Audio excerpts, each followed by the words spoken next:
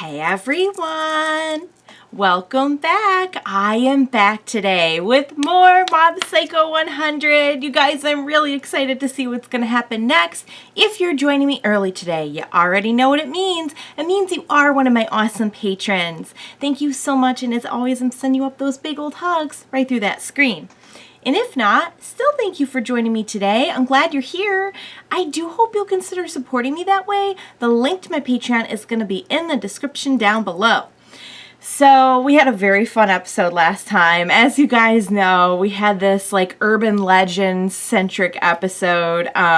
We made kind of like a new psychic friend. I'm still like not positive if he was like sort of a con artist or not. He did apparently have like some latent ability because Dimple was able to like amplify it. But he obviously was not as experienced in the industry as Reigen, as we saw, sadly.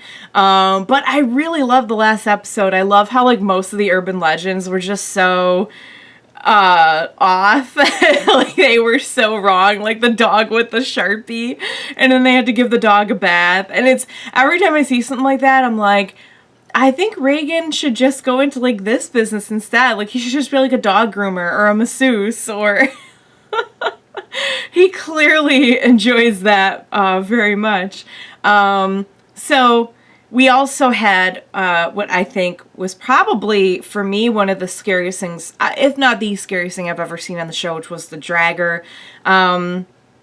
It sort of followed like thought form logic of like the thoughts and fears of people believing the urban legend brought it to life, which is why Mob was able to, like, Mob's so out of touch with, like, current trends and fads and everything that he was just able to take care of it no problem. But then we saw him at the end with the granny. And he was very scared of the running granny. So, yeah, that was a very, very fun episode. And Reigen now has an online presence, which I think is pretty cool. You know, he's expanding his business to the online market. Gotta love that, you know, small business and all that. Support your local psychics, everyone. Yeah, so we kind of started off the season with kind of getting caught up with where everyone's at right now and like maybe setting some things up for the season, like the love interest girl and things like that, and some things with Mob's powers, just kind of in general his progress. And now we're kind of back to the fun little one-off stories. So I imagine it'll be like last season where we have like the one-off stories with like the progression of the story and the characters sort of in between all that. But I'm hearing that season 2 is phenomenal. Like season 1 was good. Season 2 is amazing. And I loved season 1, you guys. So I can't wait to see what season 2 has in store. I'm having a lot of fun with it so far. So what do you say we jump into the next episode? Let's go.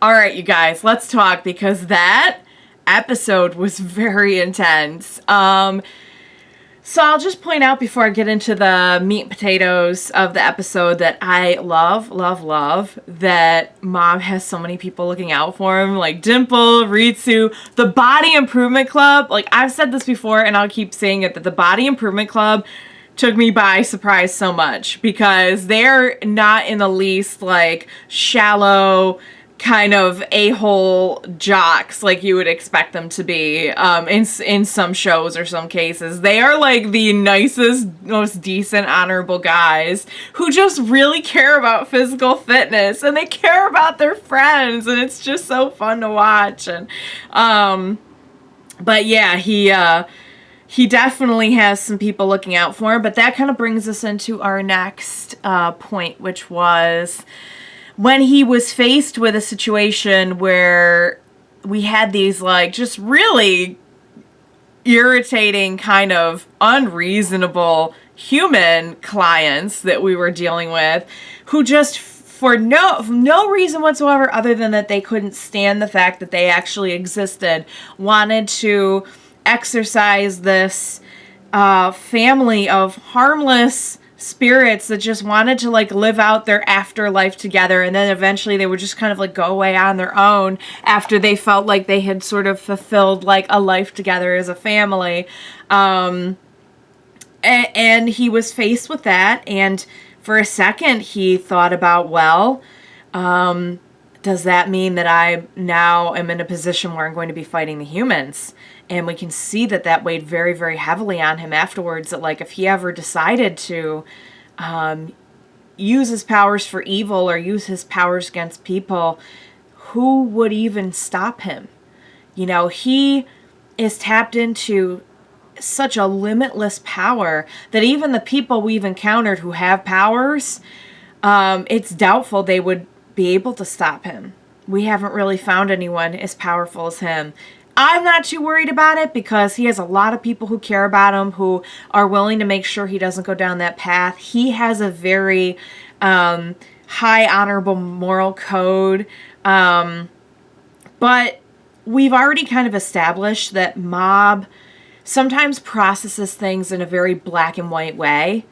Having a gray area could be very troubling to him, you know, when it's spirits are bad, we exorcise the spirits for the clients who are good and pay us. It's a little bit simpler than you might get a client who's like not a good person, who wants to put a curse on somebody or wants to just, you know, eradicate a friendly family of spirits for no reason, just because like they're jerks, you know. That gets a little bit harder to deal with for anyone, but particularly maybe for somebody who does tend to process thoughts and feelings in that way. And we know that when Mob encounters kind of like something that doesn't set right with him, that he's having a hard time processing, that just builds up more and more of that progression towards explosion. And we can see that it jumped from like 20 something to 60 something in this episode because of all he was dealing with. That being said, he's still managing it a lot better. Like, he spoke up in this episode and Reigen was like, when did he start voicing his opinions like that? He's made a lot of progress in that area, but he's still, you know, his mind still works the way it works, you know? And it's wonderful that he's trying to kind of change some ways about the way that he deals with things. But, you know, that's, nobody changes overnight, you know? And that's not, like, it's not even something you'd want to, like, fully change, because that's him, you know? It's part of what makes him him. So, yeah, that was very intense, guys. That was very heavy. Oh my goodness. Like I said, we just had like kind of a light, fluffy opening, like where are they now? And then we had like the urban legends, which was kind of fun and creepy, but mostly just kind of cute and fun. And then we had this one where it's like, bam, Mob having like existential dread. Enjoy. Wow, guys. Okay, I'm starting to get what everyone's saying about season 2 being like top notch. I can't wait to see what happens next. I love that Reigen puts Mob first. I love that, like, in the end. And like I was saying the whole time, I'm like, guys, just do something. These guys have never seen an exorcism before. They're clearly not that intelligent. Just do some fancy footwork, guys, and tell them it's fine. And I get that that's a little bit shady even for like what they do, because like typically when Reigen's gonna con somebody, it has nothing to do with like an actual spirit. You know, if there's an actual spirit involved, he'll have Mob take care of it. But it's you know, it's just that. It's that Mob has to be the one, you know, there is no like putting spirits on trial or anything like that. He is the judge, jury, and executioner for them. And that's a lot of responsibility for a middle school boy to bear. Not to mention he's like more powerful than anyone we've seen. So, yeah, guys, it's a lot of weight. It's a lot of weight on him.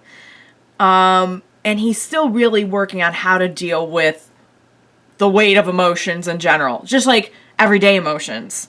So bringing in like a concept like that, it's overwhelming. It's overwhelming for anyone. Can't wait to see what's going to happen next, guys. All right, that was fantastic. I love that episode. I hope you enjoyed it as much as I did. Thank you so much for joining me today. Please be sure to join me next time, and we will watch it together. Bye for now, guys.